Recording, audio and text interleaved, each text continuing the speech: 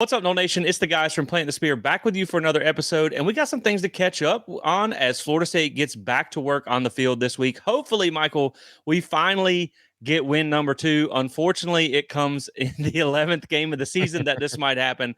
But, we were just joking before the show, man. It's funny to, Florida State fans get to just sit back in their chair with their umbrella drink in their hand and watch all this CFP drama unfold because, here it is. We thought the expansion to 12 teams was going to take care of all this, was going to take care of the FSU situation last year.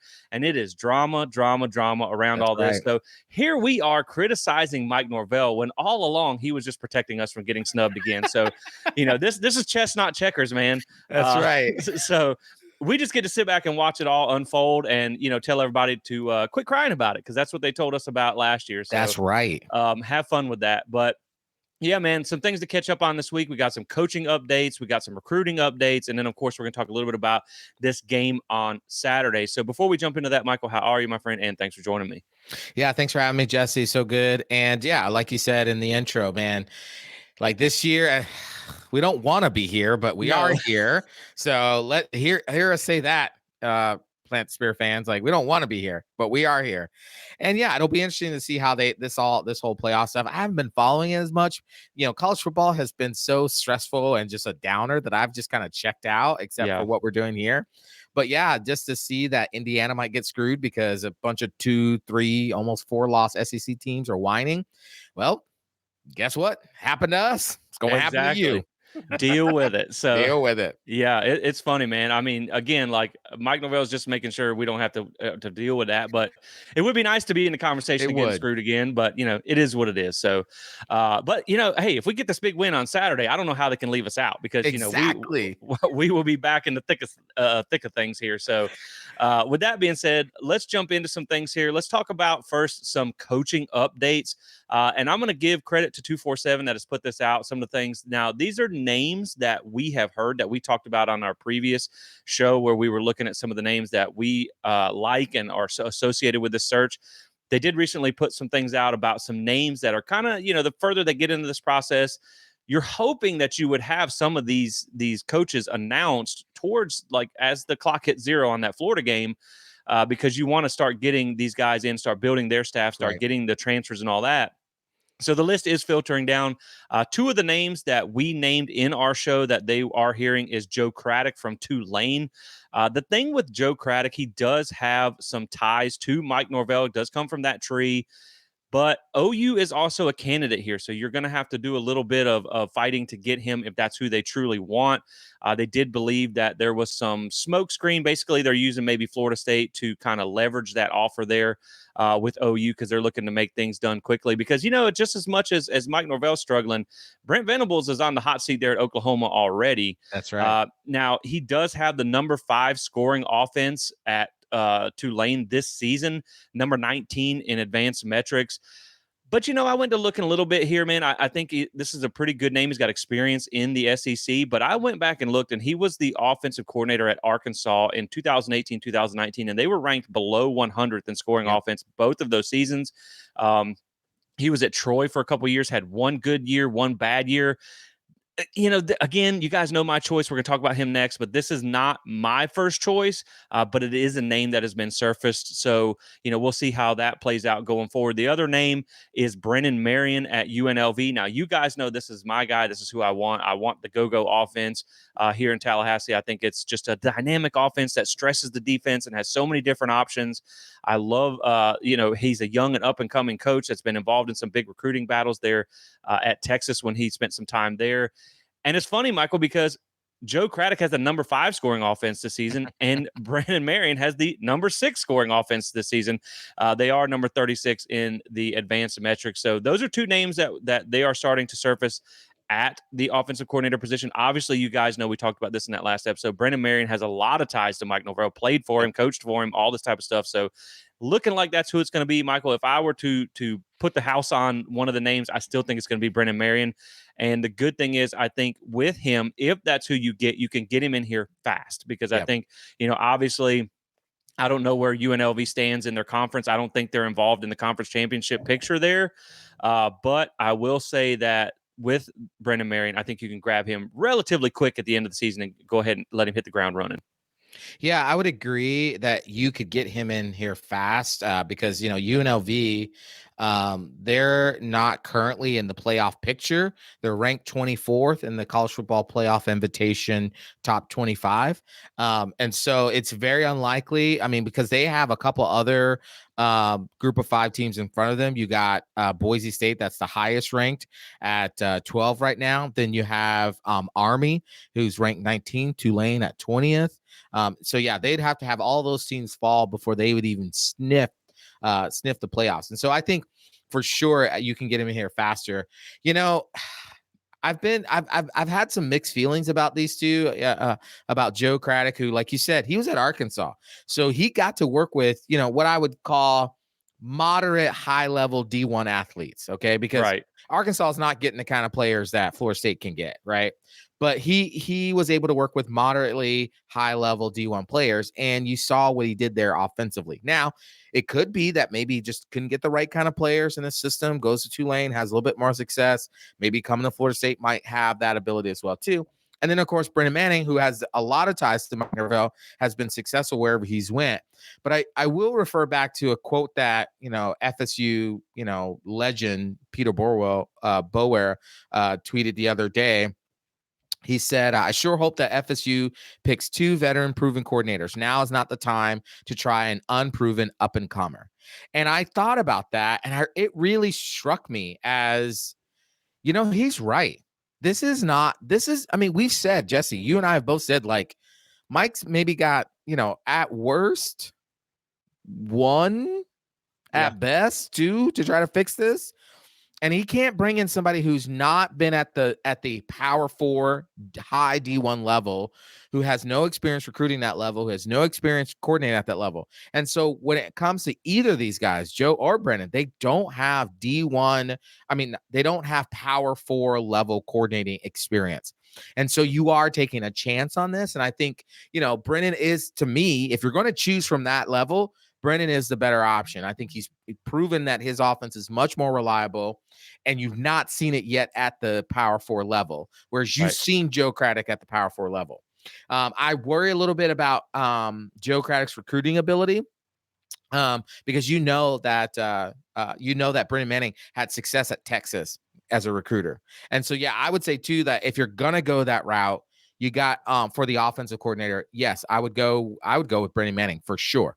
But I hope Mike Norvell is looking at some high-powered SEC program, like at who's the because we know Lane Kiffin is calling the plays at Ole Miss. What about his OC? What about the Alabama OC? What about Georgia's? Well, no, I don't like Todd, whatever his name is. But like some of those high-powered offenses. What about the Oregon OC? Like, is he's probably got full play calling. Can we just hire Dan Lanning?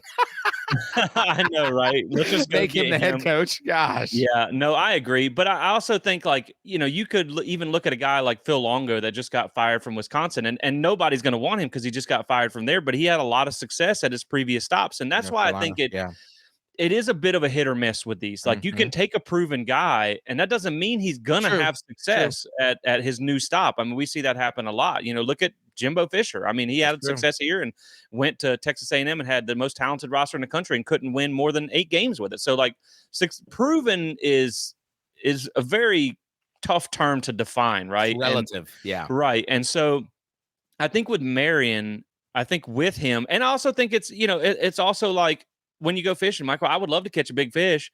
Doesn't mean you're going to. That's right. You still have to get them in the boat. And so I think there is that mindset of like, who can you get? And I know it's Florida State. I understand that.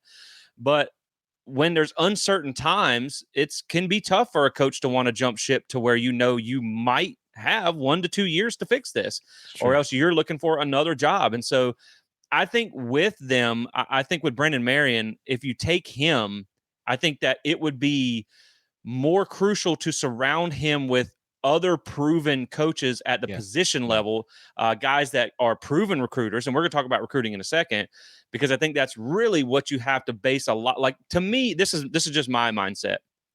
I think with your coordinators, you need to get good schemers. more than you necessarily need to get great recruiters. I think it's your position groups, man. You're not really. I mean, I don't think Ron Dugans was teaching these guys to drop the ball, but he surely wasn't teaching them to catch it either. But I think there's only so much you're going to develop these guys. So I think at the position coach groups, you need to be like, checkbox number one is, can you recruit? And then we can go get guys for these smart offensive coordinators. I just recorded a episode on Pitt, how they bounced back, and their coordinator came from Western Carolina and was like one of the best FCS coordinators at that level. And he's really turned their offense around. So to me, that's what I'm looking for, is surrounding those guys, maybe even with like some NFL type of guys at the position groups. I think maybe you could also get some analysts in there as well. Like, one of the things I will say at FSU, and they've done better about building their off the field staff, but you look around some of these SEC programs that have 6, 8, 10, 20, like Florida's got a Polo Army. You look at Alabama's and Georgia's that have former head coaches just roaming the sidelines as analysts. That is something I would like to see Florida State kind of build up their analyst build, a little bit there with maybe some experienced guys that can be just another voice in the room. Yeah. Well, let me let me get to that. Let me say that real quick. Yeah, they have to. And because you have now the rule of who can coach players now, because you see it can only be coaches in the practice field that can coach. Well, now anybody can coach. Exactly. So you should go find former coaches who are behind the scenes, and they're your developers, right? Yep. And then your position coaches are like I'm the wide receiver position coach, and I got 2 or 3 off the field coaches for me who do the developing. I'm doing the big picture stuff, and I'm recruiting, right? You got to build a pyramid scheme basically now in this age of college football. So yeah, I absolutely agree with you. You need coordinators who can scheme it up and call it the best. Yes, they need to have some recruiting prowess, but they need to be better schemers. You need your position coaches to be like lockdown recruiters. And then I want to go back to one point you said earlier, just real quick about, we're saying that this is Florida State, but who's going to be available. One of the things I know we talk about Nick Saban, and we could say, oh, well, it's Nick Saban. But one of the things that I really admire about Nick Saban is that when he got to Alabama was a trash dump of a program when he got there. They weren't the Alabama of old, right? Yet when Nick Saban went to meet with recruits, when Nick Saban went to hire coaches, Nick Saban said, this is Alabama. Yeah. Period. Yep. We don't accept losing or mediocrity or anything else. We're going to get the best players and the best coaches. It doesn't matter that if we've had 10 to 15 years of losing seasons. It doesn't matter if our coach got fired for NCAA thing. It doesn't matter whatever has happened, whatever embarrassment. This is Alabama. This is Florida State, Jesse. It doesn't matter that we're about to have a 3 or 2-9 or 2-10 or 3-9 season. It doesn't matter that we're the laughing stock of college football. We are Florida State, and if we get this right, we will be among the we are literally a blue blood. We are considered a blue blood of college football. So no, we should not just go pick anybody who just says, "Oh, I like you." No, we don't need that. We can have the cream of the crop to come coach here at Florida State and to come play here at Florida State. And Mike Norvell needs to act that way. We need to act. If we're going to say we're an iconic brand, we need to act like an iconic brand. No, I 1,000% agree with that. And the thing is, too, Florida State's going to pay like one of the top programs in the country. I mean, Adam Fuller, who just got fired, was one of the top paid coordinators in the country. And so I do agree with that. I think you need to accept nothing less than the standard that is held at Florida State. And you have to realize that, like you said, man, you can't let this one season define you. You have to be like, look, man, there's a reason we're going to fire everybody because this is not good enough. And I agree with that. And back to your one point that I want to make that I think is the perfect example of what you talked about the analysts, because that is a good point. But now that they can coach, like, there is no better example than at the defensive tackle position. That's right. You should move Odell to an analyst position and let him develop and let him be your prime developer. Yep. And he doesn't have to go on the road or do anything like that and go get an absolute dog on the recruiting trail at the defensive tackle position. I don't care if the guy doesn't even know what a defensive tackle, can't spell defensive tackle. Go get me a guy who can go recruit blue chips. And that's what you need. But like you said, man, it is a game changer when you have analysts who can now coach. And so I think you need to go get get high level off the field staff too, and you will see some changes there as well. As far as the DC, the one name that they're floating around is Scott Simons from SMU. This is a guy that obviously coached linebackers for Mike Norvell when he was at Memphis. He is the defensive coordinator at the number one team in the ACC right now. They are doing pretty good. I think they're allowing like 20 points a game or something like that. I can't say that he would be my first choice, but I do think that he is a likely choice. Like, again, Yeah. man, you guys know my first choice would be Will Muschamp because I want Yes. someone who is going to pop a Yes. blood vessel in their head Yes. because they're so mad on the sideline. But I just think I don't know that that's obtainable, right? And Yeah. not because it's Florida State, not because we're doing bad, because I just think he's living his best life there at Georgia. But this wouldn't be my first choice, Michael. But I still like Jim Leonard from the NFL. I started looking into Yep. some of his defenses, and I was like, man, I really like this guy too. Yep. But that's just one of the names that we're hearing because there is interest and ties to Mike Norvell. So that's one of the names we're hearing. We don't know Yeah. that it's going to be him, but Yeah. honestly, I will say this though: if you are able to go poach the defensive coordinator from the team that may very well win the ACC this year Right. in their very first year.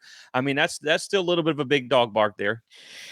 Again, yes. I mean, that's a big dog bark. Absolutely. And, obviously he's got a highly ranked defense in the ACC, and, it's the number one team in the ACC. Again, we are Florida State. Yeah. And I just think, like, when you look at like a Will Muschamp, it was basically like, I remember when during this past college basketball season, right? There's some high level coaches. The Lakers were after Bobby Hurley, or not, Danny, whatever the Hurley guy is. And basically what they said, Rob Pelinka of the Lakers said, you know what? We're going to go in and we're going to drop bags of bags of bags. And we're just going to make him tell us no, because we're the Lakers. Right. We get the best of the best.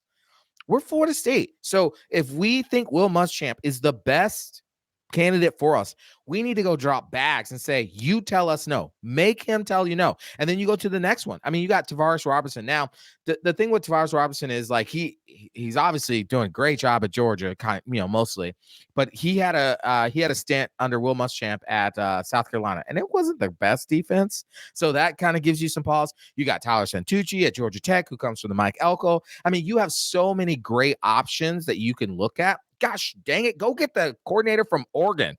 My gosh.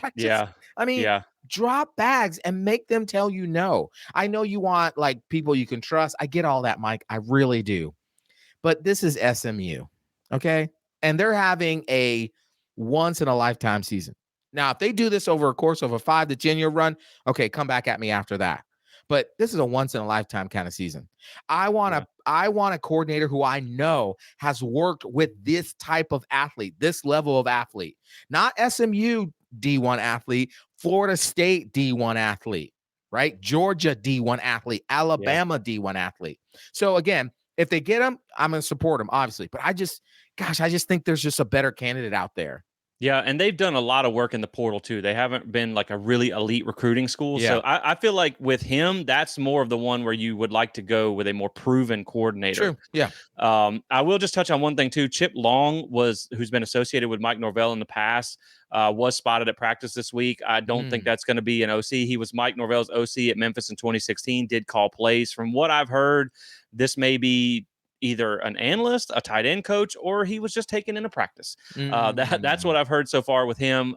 Could be, one of those, but I don't think that would be OC, because that would probably bring out the pitchforks if they did that. Because someone had said, like, if he gets hired, this would be like a 7 school in 7 years or something like that. And that's not what you want to do. Some other bit of news that they reported was Florida State is working to retain Josh Farmer, Daryl Jackson, and AZ Thomas. Josh Farmer, I think, is one of the three that could really go get NFL money. I think AZ obviously has that potential, but could maybe use a better season on a better team to really up his draft stock.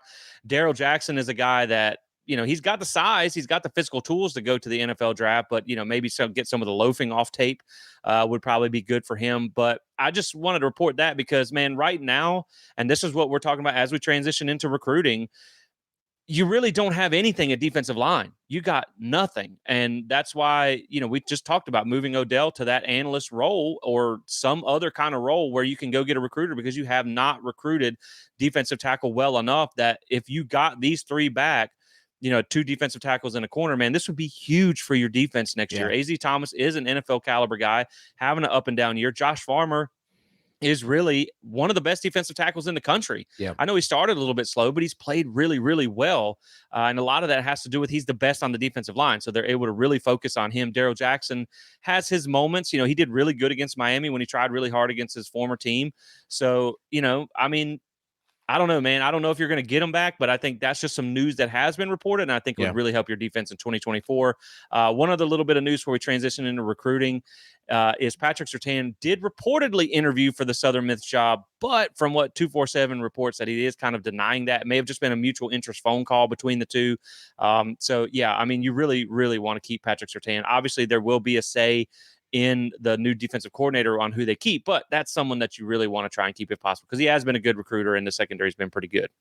Yeah, I think if you can retain Patrick Surtain, because like you said, I mean, we've recruited really at a high level at the secondary level. He's obviously developed them so much better than a previous secondary coach. Yeah. And while that this season has been a down season, and you've seen some lapses in there, you still see a lot of more. You still see a lot more consistency out of that position group than you do inconsistency. And so, yeah, I would think that if you can retain him, great. But also, you shouldn't. I wouldn't stand in the way of a guy who has a head coaching opportunity as well, No. too. So, yeah. If that is true and he does get that job, man, kudos to him and congrats to him. But if he stays, it would be phenomenal. What you don't want to do is lose him to a rival, to another college football player in the same position, or even to the NFL in the same position, because it's not necessarily a step up. And so hopefully you can do that. And then I think with the trying to retain those players, I think Josh Farmer, if I had to give a difficulty, I think Josh Farmer and AZ are going to be your most difficult because they were already coming into the season with high NFL prospects already. Daryl Jackson was kind of an unknown because he didn't play last year and he had switched so many schools. And so I think he might be the easier of the three. I think with AZ, I mean, we started off preseason saying, I mean, this guy's a NFL surefire, if not first, definitely second or third round draft pick. Yeah. It's gonna be hard to you're gonna have to come with some serious money to keep them from going to the draft, because that second round, that's still a lot of money. Yeah. So I think that'll be hard. And I think with Josh Farmer, I think he was kind of like a third through fifth round pick, somewhere in there. And so again, it would be awesome if you could retain the three, because it'd be a leg up on the defense going into next year. But if you can't, then I think you have to wisely spend that money that you were going to use on them to go get we got to shore up that front. We got to go find at least one insane linebacker, and then we got to spend a whole bunch of money on the offensive line. So, it's kind of I think it's a win-win either way. You win by keeping them. You win by having more money to spend on what you need to replace. Right. I would still think even if you retain both defensive tackles, you need some more depth at that position because, again, Grady Kelly's been an ineffective guy. And we didn't see really many of the young guys really kind of come along there, although his name's slipping my mind now, but he did well. I can't think of his name. I'll think of it as we go. But we'll transition into recruiting because that's a good time to talk about. I think you need to go get some defensive ends as well. Daniel Lyons, that's who I'm trying to think of. Yeah. He's been very well, but KJ Sampson, really haven't heard a whole lot there. He's been hurt or something. Yeah, I think he actually did play in one game. I was like, wow, he's still on the roster. So that would be nice to see develop into something next year. Maybe he's been hurt. But yeah, you're going to need some more depth. And so it would be big to get those guys back. Now, looking at recruiting, man, this has been like, buckle up because we are jumping off a cliff here. Michael, what is the smallest class that has ever been recorded in Power 5 history? I don't know, because I think we're going for it. Like Mike Norvell is going for the lowest win total in FSU history and maybe the lowest amount of recruits in FSU history, because right now, man, it is literally falling apart. Florida State has 12 commitments currently, and that's currently. I don't think we're even going to cross the finish line with 12 right now. The problem is you're so late in the process that once you start losing these guys, I don't know that you can really go out and find a whole lot to add back to it. They did add the two brothers that they flipped from UCF, the Desir brothers at the defensive end position, but they came as a package deal. You did just add a kicker punter, which, hey, everybody gave me flack for posting this on social media about like being excited about a kicker. And I'm like, look, man, someone was making a joke about, oh, well, is this going to lead FSU to a national championship? And I'm like, hey, look, what team has ever won a national championship that didn't have a kicker punter?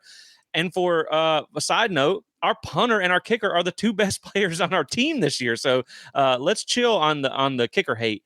But the guy that comes in first, let me mention the good news. The kicker punter that comes in, he does come in here as the number 3 rated kicker and the number 2 rated punter. That's pretty rare to see in the Coles kicking camp. 5-star kicker from them, only a 3-star rated in 247 rankings, but they don't rate specialists up that high.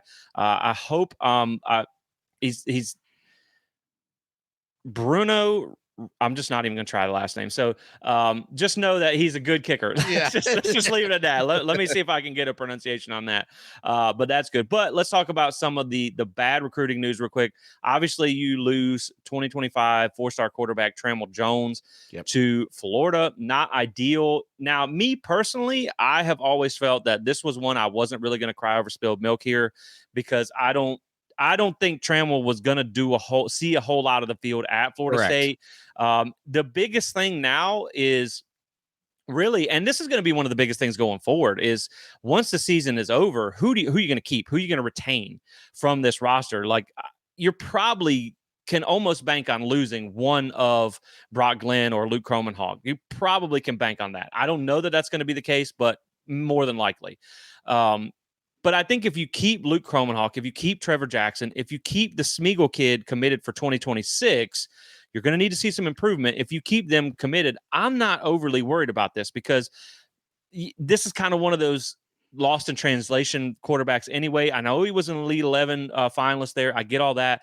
But you are still in the mix for Carter Smith, 2025 4-star quarterback. You have received a Steve Wiltfong from On3 has put a fong bomb, as he calls it, in for us to land him. He is actually a higher rated quarterback than Trammell Jones. So I'm not too much worried about this position, this flip here. Obviously, you don't ever want to lose a 4-star quarterback to your rival. But, Florida beat LSU and they're gaining some momentum. They're sticking by Billy Napier. We'll see how long that lasts. The other one is Daniel Pierre-Louis also flips to Florida. So that's not a good sign there. But anytime, he's an offensive lineman, 3-star. Look, man, committed just don't mean what it did back in the day. You know what I mean? Like, and I know some people I've had some people kind of throw some outrage where it's like, oh, well, he wasn't a true Noel. And I'm like, man, you got to understand, like, these kids aren't loyal to the logo like we are as fans. I mean, one of the greatest running backs to ever pass to carry the ball in Garnet and Gold, Dalvin Cook, we flipped him from Florida. That's right. So, like, sometimes that reverse loyalty pays off. So it is what it is, man. You fired his position coach. Now, we talked about this in another episode, commit to the school, not the coach. Right. Kids these days, man, they jump to the hottest thing. They really do want to jump to the hottest thing at the time. So you lose 2 to UF. And then also, I just saw before we jumped on that 4-star running back Byron Lewis did lock in an official visit with Florida. That's not great. I mean, this was a kid that committed to a really Florida State at a bad time. So you thought he was along for the ride. Doesn't mean he's going to flip. He's, let him enjoy his process. But, man, that would be another bad one to lose. And then I'll kick it back to you on this. The last one that I've seen here as well is Kevin Wynn, 4-star defensive tackle, did receive a flip prediction to South Carolina, who is having a good season. So, man, the class does continue to fall apart. Only 12 commits, 44th in the 247 composite, 30th in the On3 industry rankings.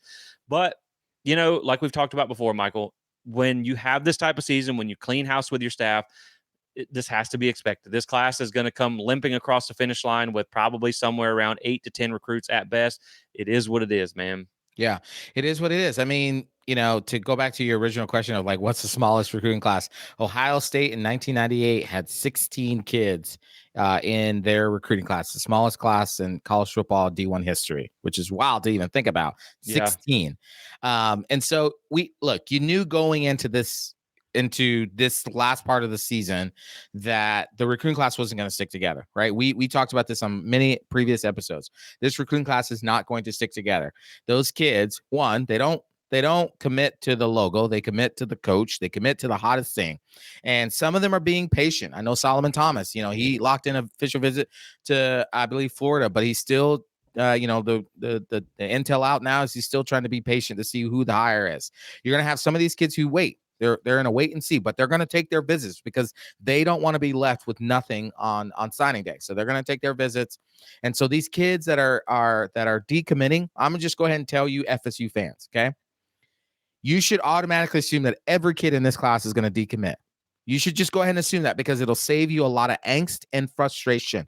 Yeah. This is the world of recruiting we live in today, in today's age. No one's committing to the logo. No one's committing because they grew up a diehard Florida State fan. No one's committing because they believe and bleed garnet and gold like you and I do, right? They're committing because they trust their coach will be able to put them in the best position to make the most money they can make in NIL and get to the NFL. That's what they're committing to, right? And right now, Florida State does not look stable enough, does not look healthy enough to provide that stability and that belief. And so the confidence is waning, and that makes sense. Now, when Yeah. Mike Norvell gets the coaches in, and he gets all these people in the right places, and they start recruiting, maybe that'll get better.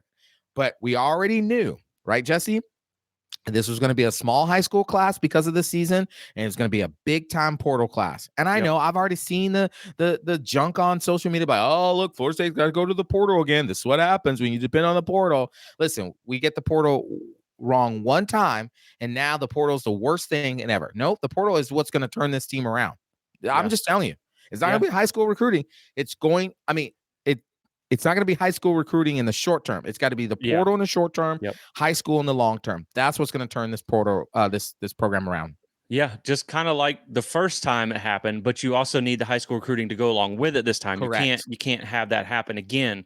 And yeah, man, I agree. I mean, I just commented this to somebody earlier. Like, there aren't many Derwin James out there anymore that That's right. committed to Florida State in the 8th grade because he knew he That's wanted to right. be a Seminole because he loved the program. But I agree, and I want to spend a quick minute here because we got to talk about this Charleston Southern game.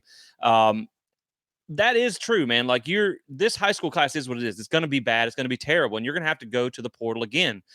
And yes, at a place like Florida State, in the most talent-rich state in the country, you need to have good high school recruiting, and I think that will be an emphasis going forward. I think Mike Norvell knows that is one of his biggest missteps in the first 5 years of his tenure, is not recruiting well enough at the high school level. And so I do think they will see an emphasis on this. But I also think when you look at the portal, like you said, man, people didn't hate the portal. Now, we knew, we've talked about this before, that you can't build the foundation of your program from the portal. It needs to be from high school Right. recruiting, because that's what the championship level programs do. That's what Georgia does. That's what Alabama does. That's what Oregon does. That's what a lot of these championship level the non-flash in the pan teams, that's what Right. sustains success, like a Clemson, Exactly. is high level high school recruiting. But it doesn't mean the portal doesn't work. And it doesn't mean Right. that it can't bounce this program back really fast if you get it right. And I talked about this in the last episode, where it's like, you just mentioned, everybody hates the portal because we got it wrong one year. And I think they know that. Yep. They had some misevaluations. They got lazy on some Yep. things. They took some guys because of the logo next to their name. These guys were, like an Easter egg hunt, man. They were finding these dudes, these diamond in a coal mine. They were finding them before, and that's what we actually labeled Mike Norvell the portal king before. And That's so right. you got to have another year like that. And I do find it funny because, everybody wants Prime to come in and be the coach, not us. I mean, Not everybody me. everybody likes to entertain that idea. And I know he's at Colorado, and there is a massive difference. Hear me when I say this. There's a massive difference between Florida State and Colorado, and where you Correct. recruit and how you recruit. I get that. But I was just looking this up before the show. His recruiting classes have been 30th, 95th, and 79th. His portal classes have been 1st and 8th. Now, he doesn't have a portal class for 25 yet. But that program is 8-2 now and having success. And so everybody's like, oh, I want Dion. That's a portal built program. When you look Thank at you. Indiana, 10-0 this season, that's a portal built program. It's year Thank one. you. They haven't had time to recruit high school yet. Keep going. Who's the other head coach that really we even said that we wanted? Lane Kiffin. Thank This you. is a guy who has got Ole Miss in the playoffs, and it ain't because of high school recruiting. What do we say about Thank Mike you. Norvell? And again, same premise here. I understand this is Mississippi State or Ole Miss, a Mississippi school versus Florida State. I get that conversation too, but you're in the SEC. You have success. You have a big name head coach. We have criticized Mike Norvell because he hasn't had a top 10 class. The last 3 years since Ole Miss has really started to get on-field success, 27th, 23rd, 21st ranked high school recruiting classes. Portal classes, number 2, number 2, number 1. So the portal works. Like, it works. You just can't get it wrong. The Can't portal, miss. right. The problem with the portal is it leaves you less room for error because you don't know what's going to be out there from year to year. Correct. You need to have good high school recruiting because you can say, okay, well, I have all these positions filled. I have backup plans for all these. There might not be an offensive tackle in the portal this year. That's what happened this year. That's what happened. Thought the portal was going to have all these pieces available, and it turned out that they weren't available. And then even Correct. when, again, supply and demand, when they're not there, like you've mentioned before, when Georgia gets in the portal, Bama gets in the portal, Ohio State gets in the portal, now you're That's right. competing against these guys that are willing to spend $20 million That's on right. their roster. And so it's harder to land those guys. So yes, high school recruiting needs to be the emphasis, but the portal is what's going to get this program back on That's track right. in 25 and going forward. So man, you're going to have to bring in a ton of transfers and you're That's going to right. have to get it right. That's right. Absolutely. I absolutely agree with you. Like, again, like you said, last year there was an assumption that a bunch of different type of players who would have made a massive difference here at Florida State were going to go into the portal.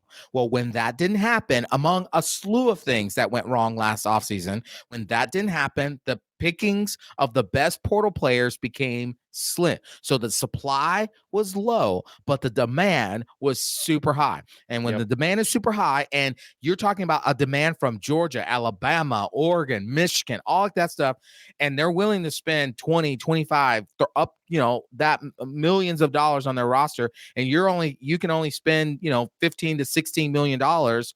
Yeah, you're going to get outbid. Plus, you had the snub on you. I mean, there's so many. We don't need to rehash it all, but there were Yeah. so many things that went wrong this offseason that led to what we are now. Misevaluations, which was the bigger one Yep. of them, because we don't want to place all the blame just on the things we can't control, as Mike Norvell says. But the things we could control, we got wrong as well. We misevaluated. We allowed coaches who should not have gotten extension to get extensions. They were not aggressive in their recruiting. They were not as aggressive in their development this year. They let Yeah. some of the things slip in their culture. Again, those things happen. And when that happens, you find the results you're in. Going to next year, yes, we both agree high school recruiting has to be the bedrock. It's got to get better. But man, we need the portal at least in 25 to help us get back to a winning level. Yeah, and it can do that. And we penny pinched a little bit last year, and you're not going to be able to do that this year. Yep. So, but let's talk about this game on Saturday, because I know Michael has somewhere to be, so we got to wrap this up relatively quick. So let's get into this game. Look, normally we wouldn't even talk about this game a whole lot. I mean, you remember last year, Michael, where I said like against North Alabama, I wouldn't have even put the starters on the field. Nope. And obviously, look what happened. But this year, you better put them all on the field. You might want to All put on the 12 field. men on the field on both sides of the ball, because we're going to need the help. But I do want to say, obviously, this is, man, when you look at Charleston Southern, this is a different kind of bad. They are a 1-10 FCS team. This is not Jacksonville State. Right. Remember, Jacksonville State had a former 4-star Clemson commit, or actually a Clemson transfer at quarterback when we lost that game. This is not that. This is That's a right. totally different level of suck here. Saturday at 1:30. I don't know that I've ever seen a 1:30 kick time, Me Michael. either. That is really weird. I've never seen that before. It's going to be on ACC Network Extra or ESPN Plus. So if you don't want to watch it, good luck. You're going to have to find it anyway, because it'll be It's the hard. computer game, basically. Exactly. So this will be, Michael, this is a really interesting game. This is one of the saddest games I've ever talked about. And I hope Florida State gets win number 2, because it would be terrible. But we are really alike with Charleston Southern, and not in a good way. So Charleston Southern, as I mentioned, 1-10, 0-8 in conference play. I believe this is their last game of the season. They come in on a 9-game losing streak. Florida State 1-9, 1-7 in conference play on a 6-game losing streak. It's terrible, man. This is going to be like, if you're expecting a fireworks show, this is going to be like a little sparkler or something like that. This is going to be like one of them things you throw on the ground and it pops or whatever, because man, these are two of the worst offenses in the country. I actually looked it up. Florida State, obviously, as you guys know, is the 134th of 134 teams in FBS in scoring offense. Charleston Southern is 120th of 123 teams in the FCS in scoring offense. This is going to be terrible to watch here. They are averaging 15 points per game. Florida State is at 13.3. They're currently giving up 25.5 points per game allowed. Florida State's giving up 29.8. They actually did have their offensive line coach was their offensive coordinator. Ours was till we just fired him. So like, man, we are hand in hand. We have both thrown 8 passing touchdowns this season, which is abysmal to even think about. Wow. They've thrown 12 interceptions. We've thrown 13. So man, we are equally bad. The difference is we've done it against, a team, a much harder schedule at the FBS level. We were just talking about it before the show here, is that Florida State is one of only 20 teams in FBS that has not played an FCS team this year. So Yeah. I think when you look at this, it's kind of like, will they score over that 21-point ceiling that they've had all season? And I do think they will, because Charleston Southern's just been terrible. Just to give you guys some things to watch, they do use 2 quarterbacks in this offense. Neither are very good. They do have two primary backs there that are averaging 4.8 yards per carry there, and two receivers that you need to know about. One is 6'3", one is 6'1". But again, this is just a really pretty much terrible offense, below 60% reception percentage. These two receivers have 533 and 446 yards. No other receiver on the team has over 170 yards, and only one that other receiver that has triple digits is the only other one with triple digits. Every one of them is in double digits, so they do not throw the ball very well. Now, they've only allowed 18 sacks this season, but I think you're going to see that tick up against Florida State.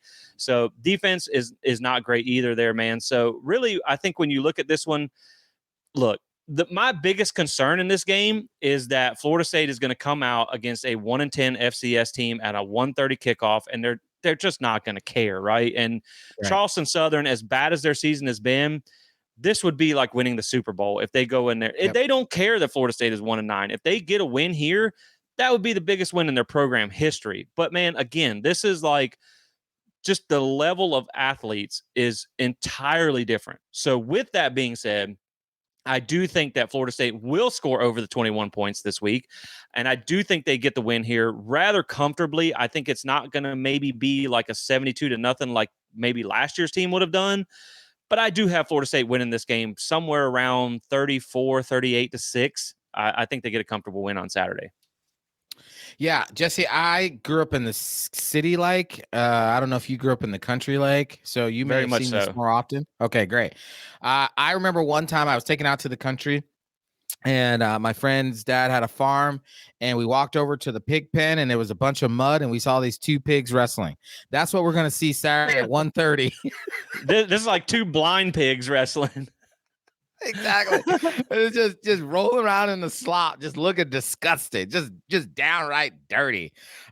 This is what we're going to see Saturday at 1:30. It's just two terrible teams fighting it out. Now, the head coach of Charleston Southern literally came out and said, "This is our bowl game." Yeah. So they are jacked and juiced and ready to roll. Probably going to throw every trick play they got in the book at you. I mean, take North Alabama from last year and their like 13 trick plays they ran, and probably multiply that by 3. I mean, we're going to see everything under the sun against Charleston Southern. And so if this team does not come out ready, they're going to get beat. I'm just saying. Like, I know this is a different level of suckiness that Florida State's getting ready to face. But if they don't come out, it's any given Saturday, they will get beat. And so they need to come out and they need to fight. They need to fight as hard as they possibly can. I think Florida State scores 21 points. I don't think they go over it. And I think it's a 21-6 win. I don't know, man. I think Florida State does open things up a little bit coming off the bye this last week. So, but we'll see. I mean, the fact that we're even having this conversation about a 1-10 FCS team at home coming off a bye that you might not score over 21 points and you might get upset tells you all that you need to know about this season and how ready we are for it to be over with so we can get on to 2025. The last thing I want to say, speaking of ending the season before we get out of here, is the Florida game has been announced to either be at 7 o'clock or 7:30. So it will be a night game inside Doak Campbell Stadium. You know, Michael, I joked when I posted about it, I said, under the lights at Doak, maybe we just turn the lights off for that one so we don't have to witness it.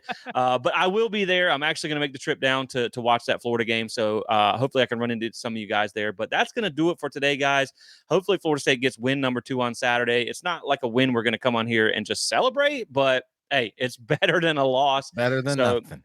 Hopefully they get win number 2 on Saturday. So make sure you check out today's sponsor, Alumni Hall FSU, because although the team sucks, their gear does not.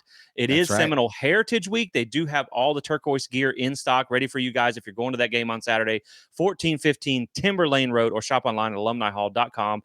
Navigate over to the FSU page and then use code SPEAR to save 10%. So with that being said, guys, we appreciate you tuning in. Drop a like and subscribe if you enjoyed this episode. Rate and review on the podcast. Tell a friend. We're suffering through this together.